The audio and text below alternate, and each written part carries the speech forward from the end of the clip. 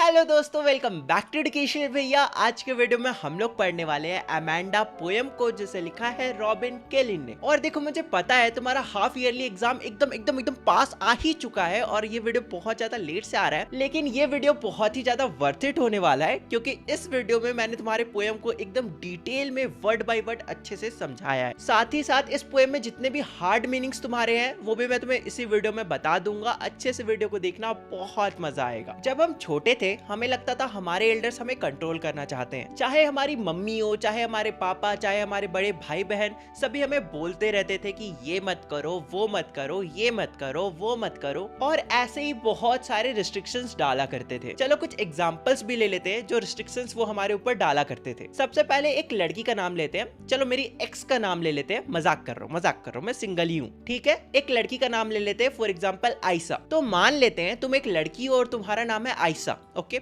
और तुम्हारी मम्मी आकर तुम्हें इंस्ट्रक्शंस दे रही है, जैसे कि सब्जी पूरा खाओ आयशा, वरना तुम्हें स्वीट्स नहीं मिलेगा। जानवरों जैसा बेड पर मत खाओ, जाकर टेबल पर खाओ आयशा। सोफा पर पालथी मारकर मत बैठो आयशा। टीवी का रिमोट तुम्हें 1 घंटा से ज्यादा के लिए नहीं मिलेगा आयशा। तो ऐसे ही बहुत सारे रिस्ट्रिक्शंस हैं जो हमारे पेरेंट्स हम पर बचपन में डाला करते थे। एंड टू बी ऑनेस्ट, जब मैं तुम्हारी उम्र का था, नहीं तुमसे थोड़ा छोटा ही था, जब मैं 12-13 साल का था, तब मेरे पेरेंट्स भी मेरे ऊपर बहुत ज्यादा रिस्ट्रिक्शंस डालते थे। एंड मुझे भी बहुत ज्यादा गुस्सा आता था कि I am fucking 12 year old, मुझे पता है मुझे लाइफ में क्या करना है, mature enough and smart enough to understand everything. लेकिन अगले ही पल आयरन मैन बनने के सपने देखने लगता था। खैर, पोएम पे आते, ओके। तो उसी तरह से इस चैप्टर में एक लड़की है जिसका नाम आयशा तो नहीं है, बट उसका नाम अमांडा है, और उसकी मम्मी उसके ऊपर बहुत सारे रिस्ट्रिक्शंस डाल रही है, जिसके कारण वो बहुत ही ज्यादा इरिटेट हो जाती है। लेकिन वो अपनी मम्मी से लड़ती नहीं है, बल्कि कुछ और ही रिएक्ट करती है, जो कि हम तब जान पाएंगे जब हम पोएम को पढ़ेंगे। तो चलो चैप्टर का एक्सप्लेनेशन स्टार्ट करते हैं। Don't bite your nails Amanda, don't hunch your shoulders Amanda, stop that slouching and sit up straight Amanda. तो देखो, यहाँ पर हंच का मतलब होता है टू बेंड योर बैक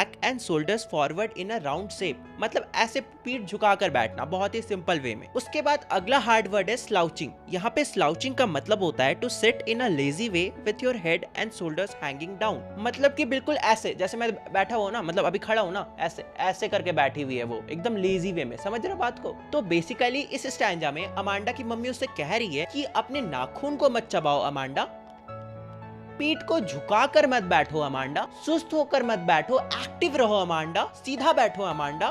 बस इस स्टैंजा में वो इतना ही बोल रही है। चलो अब सेकंड स्टैंजा को देखते हैं। There is a languid emerald sea where the solo inhabitant is me, a mermaid drifting peacefully। तो यहाँ पर लैंग्विड का मतलब होता है स्थिर या फिर शांत। एमरल्ड सी का मतलब होता है ग्रीन ओशियन, हरा समुद्र, क्योंकि एमरल्ड जो होता है ना, वो एक तरह का ग्रीन कलर का स्टोन भी होता है, जो ज्यादातर ज्योतिष वगैरह लोग यूज करते हैं और बहुत सारे लोग पहनते भी हैं। फिर आते हैं मरमेड। मरमेड का बेसिकली मतलब जलपरी होता है, इसको समझाने की जरूरत नहीं है। उसके बाद आते हैं ब्लिसफुली। ब्लिसफुली का मतलब होता है हैप्पीली, मतलब कि इस स्टैंजा में अमांडा जो है ना, वो अपनी मम्मी के इंस्ट्रक्शन से बहुत ही ज्यादा तंग आ चुकी है और वो सोच रही है कि एक स्थिर हरे समुद्र में वो एक अकेली जलपरी है जो आराम से हैप्पीली तैर रही है। मतलब कि बेसिकली अमांडा इस स्टैंजा में अपने ही दुनिया में, अपने ही इमेजिनेशन में खोई हुई है। वो अपनी मम्मी के बातों पर ध्यान नहीं दे रही है। Did you finished your homework Amanda? Did you tidy your room Amanda? I thought I told you to clean your shoes Amanda. वैसे थर्ड स्टैंजा में ऐसा कोई हार्ड वर्ड तो है नहीं। यहाँ पर अमांडा की मम्मी उससे कह रही है, मैंने तुम्हें होमवर्क करने बोला था, रूम साफ करने बोला था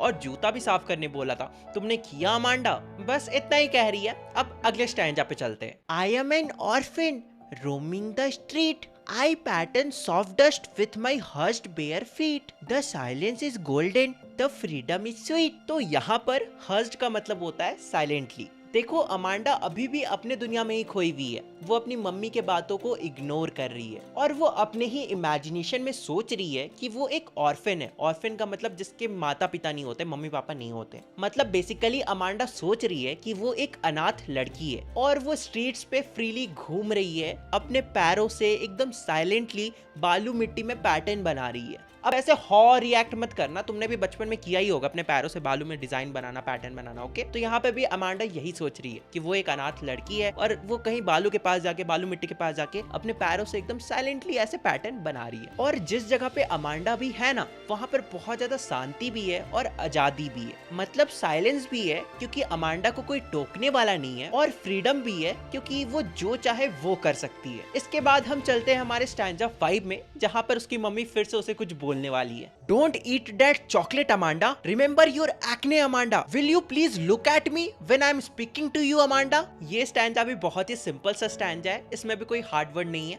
यहाँ पर अमांडा की मम्मी फिर से बोल रही है कि चॉकलेट मत खाओ अमांडा, तुम्हारे फेस में जो एक्ने है उसको भूल गए क्या, वो बढ़ जाएगा। और ये कैसा बिहेवियर है, जब मैं तुमसे बात कर रही हूँ तो मेरी तरफ देखा करो Amanda. I am Rupanjal, I have not a care. Life in a tower is tranquil and rare.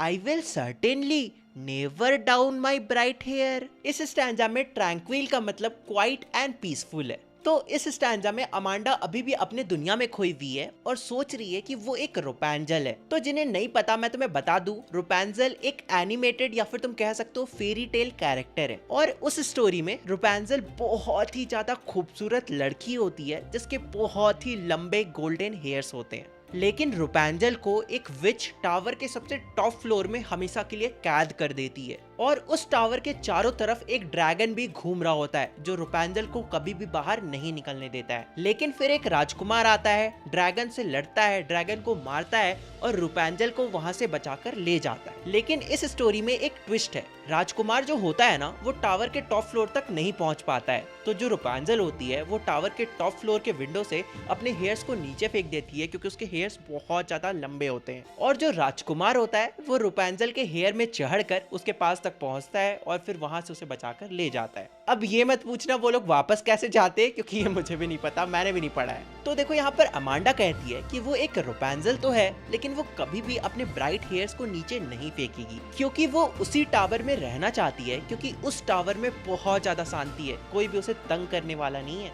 और अमांडा को उस टावर में बहुत ही ज्यादा क्वाइट और पीसफुल महसूस हो रहा है, और वो नहीं चाहती कि वो उस टावर से बाहर निकले, क्योंकि ये जो उसे शांति मिल रहा है ना ये बहुत ही ज्यादा रेयर है, ये सभी को नहीं मिलता है। मतलब हमें यहाँ पर ये पता चल रहा है कि जो अमांडा है ना वो अपनी मम्मी से, अपने पेरेंट्स से, अपने एल्डर्स से बहुत ही ज्यादा तंग आ चुकी है, इसलिए तो वो ऐसी ऐसी बातें सोच रही है। चलो अब अगले स्टैंजा में बढ़ते हैं। Stop that sulking at once Amanda, you are always so moody Amanda, anyone would think that I nagged at you Amanda. तो यहाँ पर सल्किंग का मतलब होता है गुस्से में किसी से बात ना करना, और नेगेट का मतलब होता है टू इरिटेट समबडी, मतलब किसी को परेशान करना। तो यहाँ पर फिर से अमांडा की मम्मी कह रही है तुम मुझे ऐसे इग्नोर करना बंद करो अमांडा, जो मैं तुम्हें बोल रही हूँ उसका जवाब दो, ऐसे बिहेव मत करो जैसे तुम मुझसे गुस्सा हो या तो अपसेट हो अमांडा, तुम बहुत ही ज्यादा मूडी हो अमांडा, अगर तुम ऐसा बिहेव करोगी तो सबको लगेगा मैं तुम्हें इरिटेट कर रही हूँ अमांडा। साले मजाक बना के रखते हो। अरे नहीं नहीं अमांडा की मम्मी, आप उसको इरिटेट कहाँ कर रही हो, ये तो आपका प्यार है अपनी बेटी को लेकर जो आप उसको इतना परेशान कर रही हो। अले ले ले ले ले ले, आपकी जैसी मम्मी सबको मिले। खैर ऐसे हमारा ये जो पोएम है ये खत्म हो जाता है। लास्ट वाले लाइंस जो भी मैंने बोले वो लिख कर मत आ जाना, वो मैं खुद से बोल रहा था। ओके, तो हाँ, अगर तुम्हें पोएम का एक्सप्लेनेशन अच्छा लगा, सब कुछ अच्छे से समझ में आ गया तो वीडियो को लाइक करो, चैनल को सब्सक्राइब करो, एंड तुम लोग से मिलते हैं अगले वीडियो में, तब तक के लिए बाय बाय। एंड इस तरह से ये पोएम खत्म। खैर, I love you my EV family, now give me a झप्पी। अटक जा, खुल गया।